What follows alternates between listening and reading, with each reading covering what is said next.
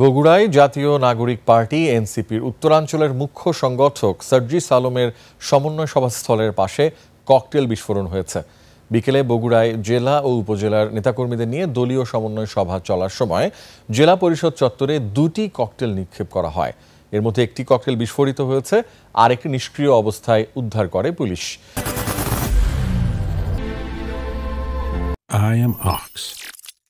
বিস্ফোরণে কেউ হতাহত না হলেও এলাকায় আতঙ্ক ছড়িয়ে পড়ে।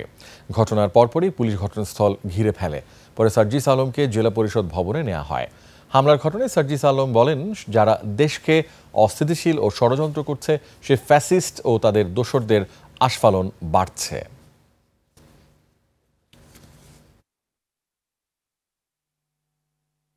যে এখনই যদি তারা এতটা আস্ফালন করতে পারে, তাহলে নির্বাচনকে সামনে রেখে তারা একটা অস্থিতিশীল পরিবেশ তৈরি করার চেষ্টা করবে। আমরা দেখেছি বাংলাদেশের গুরুত্বপূর্ণ স্থাপনাগুলোর ভিতরে ওইরকম সেন্সিটিভ জায়গায়, এয়ারপোর্টের মতো জায়গায় কিভাবে আগুন ধরে যায়।